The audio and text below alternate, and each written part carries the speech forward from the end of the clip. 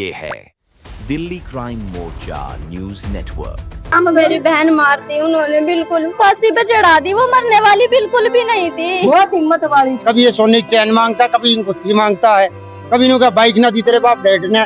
दारू पी के आता था, मेरी बिटिया से बोलता तो जूते निकाल, ये कपड़े निकाल, तेरा बाप निकालेगा, तेरी मम्मी निकालेगी। मैं तो लाइब्रेरी पढ़ने के लिए अकेले जाती हूँ। मेरे को भी बोलते हैं कि तुम्हें मरवा देंगे। जैसे आज मेरी बहन को फांसी दे दी 2024 में, मेरी मम्मी को कर दिया, कल क्या पता हमें कर दे। ऐसे लोगों को क्या बाहर ऐसे छोड़े जाए। फांसी पर हमारे साल के पहले उतार भी दिया और पैक कर दी कट्टे में, और हमारे को ले जाने दिया। उसकी मस्ती आई, पता नहीं क्या करा क्या नहीं। हमारी बेटी का सब कुछ उतार के लेगी। 2024 में मेरी मम्मी बेच दी इन्होंने, 2026 में मेरी बहन बेच दी इन्होंने। क्या पता आज न कल ये फिर हमें कर दे।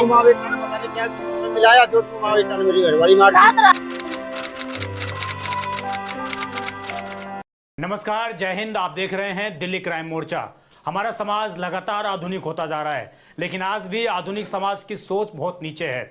ऐसा मैं इसलिए कह रहा हूं कि राजधानी दिल्ली में एक बार फिर से ऐसी खबर सामने आई है जिसने सभी का दिल दहला कर रख दिया है। आपको जानकर हैरानी होगी कि कुछ समय पहले ही आप लगातार तमाम टीवी चैनल्स पर ये खबरें देख रहे थे कि किस प्रकार एक महिला जो है अपने ससुराल में उनकी मृत्यु हो जाती संदिग्ध अवस्था में। आरोप ये लगता है कि दहेज के कारण उनकी हत्या कर दी गई है। ये मामला जब सुप्रीम कोर्ट पहुंचा तो सुप्रीम कोर्ट ने साफ तौर से कहा, उसमें जो अटॉर्नी जनरल हैं उन्होंने साफ तौर से कहा कि अपनी बेटियों को मृत्यु के मुंह में समाने से पहले उनका तलाक ले लें, वो ज़्यादा बेहतर है, किसी को मौत के मुंह में ना समाने दें। तो इसी तरह की तस्वीर आज फिर से राजधानी दिल्ली के रोहिणी इलाके से आई। ये जो तस्वीर आप स्क्रीन पर देख रहे हैं, आपको बता दें ये आज दोपहर की तस्वीरें बताई जा रही है, जहां पर अंबेडकर अस्पताल में कुछ परिजन पहुंचे जिनका ये आरोप था कि उनकी बेटी आज से 3 साल पहले रेठाला गांव में रहने वाले एक व्यक्ति के द्वारा ब्याही गई थी, जिसकी तस्वीर आप स्क्रीन पर देख रहे हैं। जब शादी नहीं हुई थी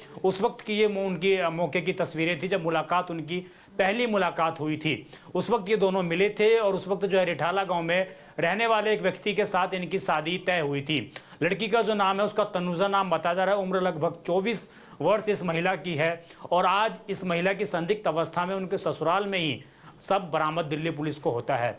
आरोप ये लग रहे हैं कि जिस परिवार में लड़की ब्याही हुई थी उस परिवार से कुछ लोगों के संबंध दिल्ली पुलिस इसके अलावा तमाम ऊंचे पदों पर हैं। इस कारण इस पूरे मामले को दबाया जा रहा है। परिवार ये आरोप लगा रहा है कि महिला 3 से 4 साल उसकी शादी को हुए थे और लगातार उसको दहेज प्रताड़ना के लिए कॉल की जाती थी, उसके परिवार को फोन किया जाता था, महिला को परेशान किया जाता था, ये कहा जाता था कि तुम कुछ पैसे, सोने की चैन, इस तरीके से तमाम चीजें डिमांड की जाती थी और ये आरोप लगते थे कि आप हमें सारी चीजें ला कर दो, नहीं तो आप इस घर से चले जाओ। इस तरीके के आरोप जो है परिजन लगा रहे हैं और उसके कारण आज कहीं ना कहीं जो तनुजा थी उसने असंदिग्ध अवस्था में जो है उसकी मौत हो गई है।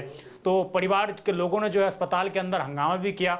उसकी तस्वीर भी आप स्क्रीन पर देख रहे हैं। उनके पिता, उनकी 2 छोटी बहनों ने ये आरोप लगाया कि कुछ समय पहले हमारी माँ को भी इसी प्रकार हमसे छीन लिया गया, आज हमारी बहन को हमसे छीन लिया गया, अब हमारे घर में कोई हमारा सहारा नहीं रहा। हमारे जो बूढ़े पिता हैं उनको भी समय समय पर मानसिक रूप से प्रताड़ना दी जाती रही है ससुराल वालों की तरफ से, और आज आखिरकार उनके हाथ से उनकी बेटी छीन गई, जिसका डर उन दोनों बहनों को भी लग रहा है कि आखिरकार कैसे हमारा भविष्य सुरक्षित है।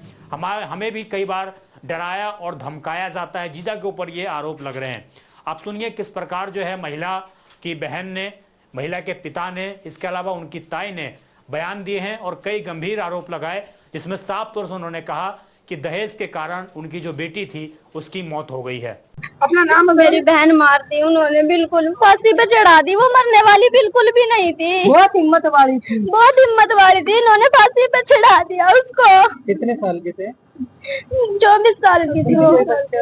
नहीं सर, 4 साल में तो देखा हो जाना चाहिए। उसको इसलिए भी टॉर्चर करते थे, बहुत ज्यादा मारते थे उसको। डेली की डेली दारू पी के आता था। खाना भी अपने लड़कियों को देते थे। मेरी बिटिया तो खाना भी ना देती, वो जूते पकड़ कर पी के आता था, दारू पी के आता था। वो बस ये बोलती थी कि तुम मत पी के आ, इस बात पे ही मारता था बहुत ज्यादा। ये कह रहा था फिर भी छोड़ दिया, फिर भी मारता था। तो लड़की बेटी बाट देखी जावे और आकर जी जूते पे घर रोटी बेटी तक खुआवा, या गलत है, ये गलत है सर। झगड़े कैसे होते थे? झगड़े में सर सच बेटी है, कोई बात नहीं, अपनी भी समझाए हमने। ये भी समझाया, कभी ना घर नहीं बसाया पड़ा। अब आप लोग फैमिली में पुलिस वाले और पुलिस वाला हमारा कोई कुछ बिगाड़ नहीं पाएंगे। सबसे बड़ी और धमकी देते हैं, हमें भी धमकी देते हैं। ये बोलते हैं मैं तो लाइब्रेरी पढ़ने के लिए अकेले जाती हूँ, मेरे को भी बोलते हैं कि तुम्हें मरवा देंगे। जैसे आज मेरी बहन को फांसी दे दी, 2024 में मेरी मम्मी को कर दिया, कल क्या पता हमें कर दे। ऐसे लोगों को क्या बाहर ऐसे छोड़े जाए। मैं चाहती हूँ मेरी बहन को अन्याय मिले और सिर्फ पुलिस में ये नहीं कि बंद होए, उनको फांसी होनी चाहिए।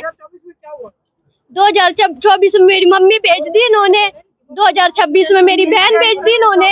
क्या पता आज न कल ये फिर हमें कर दे। पता नहीं क्या में मिलाया, दोनों मेरी घरवाली मार दी। रात को गए थे सर मिलने के लिए, दोनों के दोनों। सर मैं ये चाहती हूँ कि ऐसे लोग बाहर ऐसे खुले नहीं छोड़ने। आज ये मेरी बहन के साथ हुआ, कल ये दूसरी की बहन के साथ करेंगे। ऐसे ही लोग बाहर घूमेंगे। 3 साल हो गए मेरी बिटिया की शादी हुई थी। ये कभी कुछ मांगते हैं मेरे से, कुछ मांगते, मैं मजदूर आदमी हूँ। कभी ये सोने की चैन मांगता, कभी इनको मांगता है, कभी इन्हों का बाइक ना दी तेरे बाप डैड ने। दारू पी के आता था मेरी बिटिया से बोलता ये जूते निकाल, ये कपड़े निकाल, तेरा बाप निकालेगा, तेरी मम्मी निकालेगी। फिर मेरी बिटिया को धमकी देता है, बोला तो मेरे भैया को आओ दोनों की दोनों थम्बी, और वे नहीं रखेगा तो दोनों ने मैं रखूंगा, और नहीं तो तेरी बहन को ही मार दूंगा। वो काम आज कर दिया इसने, मेरी बिटिया भी मार दी, और अब कोई नहीं आ रहा उनके घर से। बताओ क्या करे। कैसे पता चला कि ये घटना घटी है? ये घटना है पुलिस वाले ने मेरे पास वो बताई थी, फोन करा। नहीं, परिवार ने किसी ने नहीं बताया। क्या बता रहे? पुलिस वाले ने मेरे मैं अपने काम से आ रहा था, पुलिस वाले ने बोला भाई रामकिशन बोल रहा। मैं हाँ जी। बोला कहाँ से? मैं हिरणकी से। बोला तनुजा कौन? मगा मेरी बिटिया। बोला भाई साहब ने फांसी खा ली। मगर मेरी बिटिया से काम ही नहीं कर सकती, कोई अनपढ़ थोड़ी है। मैंने पढ़ा लिखा रखी बढ़िया तरिया, तो क्यों खाओगी फांसी? इनने फांसी हारा ने खुद दिए फांसी इनने। तो मेरे पास फोन करते, मैं अब मैं जैसे बोल रहा हूँ उनका बोलने का तो मौका देता, मैं मौका क्यों दूंगा उनको बोलने का? हाँ जी। जब आप लोग वहाँ पहुँचे, हाँ जी, तो क्या मिला, क्या माहौल? मेरे को अंदर कुछ नहीं घुसने दिया जिनने, मेरे को घुसने भी नहीं दिया इनने। पुलिस वाला ने नीचे के नीचे धक्का दिया। मैं हाँ मैं कह रहा हूँ मेरे को बिटिया देख लेने दे। इनने किस टाइम उतारी है, किस टाइम इन्हें लटकाई है, मेरे को नहीं पता। इनने मैं अंदर घुसू था, लेकिन अंदर भी नहीं घुसने दिया इनने। मगर मेरे को अपनी बिटिया देख लेने दे, बिटिया देख लेने दे। लेकिन पुलिस वाला ने मैं नहीं अंदर नहीं घुसने दिया, और धक्के मार के मैं बाहर भगा। बताओ क्या करूँगा? 3 साल हो गया, तीसरी लगी है। मेरा राजकुमारी। राजकुमारी जी, क्या हुआ? क्यों मौजूद है यहाँ पर? जी मेरी लड़की को फांसी दे दी जी, और फांसी पर से हमारे साल के पहले उतार भी दिया, और पैक कर दी कट्टे में, और हमारे को नहीं जाने दिया। उसकी मौसी आई, पता नहीं क्या करा क्या नहीं, हमारी बेटी का सब कुछ उतार के लेगी। ठीक है, कल से हमसे अब कल को वो नहीं आया। आज क्यों आ रहे हमारे पास? कल से क्यों नहीं आया हमारे पास? अब तुम्हारी बेटी ने ये कर लिया। कब की घटना है? ये आज कल 7 बजे की। क्या लोग कहाँ की घटना है? ये आज रिठाड़े गाँव की, और मैं हूँ हिरणकी से। आपकी बेटी की शादी कब हुई थी, कहाँ हुई थी? 4 साल हो गए। 4 साल हो गए जी, 2023 में हुई थी। दहेज की मांग वगैरह? हाँ जी, मांग करी। कभी दारू पी के जाता था, जब भी कहता तेरे बाप ने चैन ना दी, कभी गुट्ठी ना दी, तेरे बाप ने फ्रिज ना दिया, तेरे बाप ने गाड़ी ना दी, तेरे भैया तो नहीं मिल गया, तो मैं क्या करा? जो नहीं बताओ मजदूर आदमी कितना देगा? और मैं बोला तेरे दोनों भावना नहीं जान दी।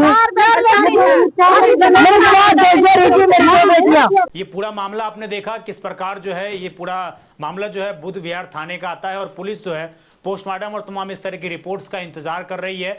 अभी तक इस मामले में एफआईआर दर्ज नहीं की गई, जिसमें परिवार का साफ साफ ये कहना है कि उनकी बेटी की हत्या जो है दहेज के कारण हुई है। और इसी तरीके के कई बार जो है ये मामले सामने आते हैं जब बेटी की मौत हो जाती है और उसके बाद पुलिस जो है कोई कठोर कार्रवाई करती हुई कई बार नजर नहीं आती है। अब बड़ा गंभीर सवाल एक ये उठता है कि आखिरकार किस रसूखदार का पुलिस के ऊपर दबाव है? आखिरकार क्यों पुलिस इस मामले को केस दर्ज करने में परहेज कर रही है? क्यों ना इसकी तुरंत केस दर्ज करके जांच पड़ताल की जानी चाहिए और उस आरोपी को हिरासत में लेकर उससे पूछताछ की जानी चाहिए। वो सबूत खंगालने चाहिए कि क्या वास्तविक रूप में तनुजा के ऊपर दहेज का दबाव था या उसकी मौत का कोई और कारण था। लेकिन राजधानी दिल्ली में लगातार और एनसीआर के तमाम क्षेत्रों में हमारी बेटियां जो हैं दहेज के कारण आजकल मौत को अपने गले लगा रही हैं, और ये गंभीर आरोप जो आज के आधुनिक समाज में लग रहे हैं वो बेहद चिंताजनक हैं कि आखिरकार इस आधुनिक समाज में भी हमारी बेटियां दहेज के कारण मौत को जो है गले क्यों लगा रही हैं। इस खबर पर आपकी जो भी राय हो कमेंट जरूर करिएगा। अपने और अपने परिवार को बहुत ध्यान रखिए। इसके अलावा मैं तमाम उन बेटियों से भी निवेदन करना चाहता हूं कि दहेज मृत्यु किसी भी समस्या का समाधान नहीं है। कोई आपको परेशान कर रहा है, आप अपने माता पिता को बताइए, अपनी नज़दीकी थाने में जाकर कंप्लेन लेकर जाइए। आप मीडिया चैनल्स बहुत सारे हैं, उनका सहारा लीजिए। उसके बाद जब आपको लगता है कि मुझे कहीं से भी न्याय नहीं मिल पाता है तो कोर्ट का सहारा लीजिए। आपको भरपूर जो है कहीं ना कहीं सहारा जरूर मिलेगा और आपको न्याय भी जरूर मिलेगा। लेकिन इस प्रकार का खौफनाक कदम बिल्कुल भी ना उठाएं। आप देखते रहें दिल्ली क्राइम मोर्चा में विजय ठाकुर। धन्यवाद।